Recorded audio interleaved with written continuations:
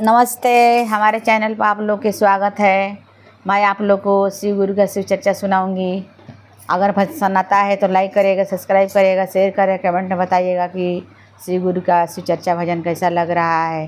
बोलो शिव गुरु महाराज की जय। गाय के गोबारा अंगना ले पवने शिव गुरु आइब की ना। पूरे घरे होला शिवा चर्चा, शिव चर्चा सुने आइब की ना। मोरे घरे होला शिवा चर्चा, शिव चर्चा सुने आइब की ना। जलवाता लाइने गुरुजी मछली के जूठा चरण दो आइब की ना।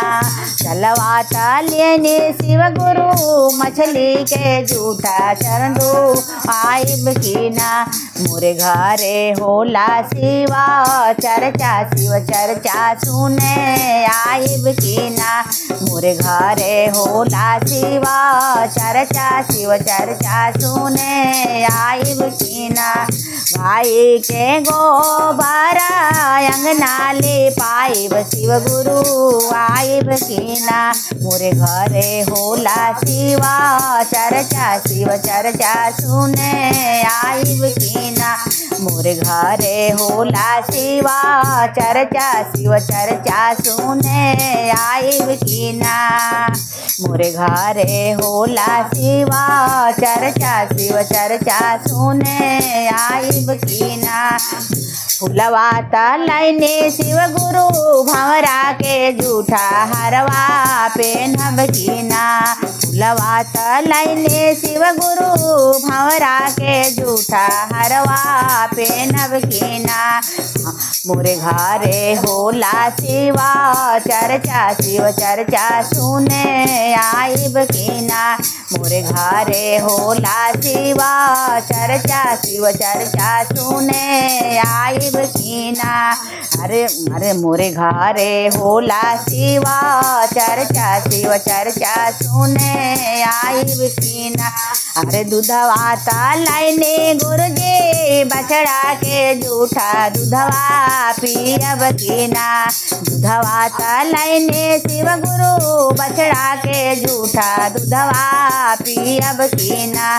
मोरे घरे होला शिवा चर्चा, शिव चर्चा सुने आइब की ना। मोरे घरे होला शिवा चर्चा, शिव चर्चा सुने आइब की ना। गाय के गोबारा अंगना ले पवने शिव गुरु आइब की ना।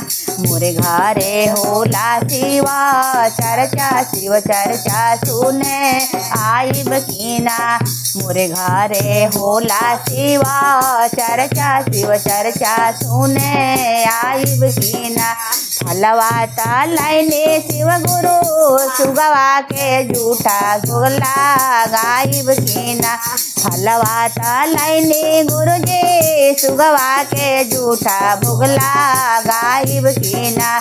मोरे घरे होला शिवा चर्चा, शिव चर्चा सुने आइब की ना।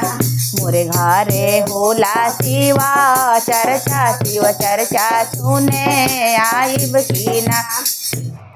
गाय के गोबारा अंगना ले पवने शिव गुरु आइब की ना।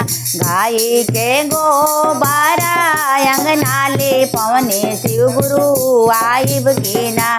मोरे घरे होला शिवा चर्चा, शिव चर्चा सुने आइब की ना। मोरे घरे होला शिवा चर्चा, शिव चर्चा सुने आइब की ना। बोलो शिव गुरु महाराज की जय।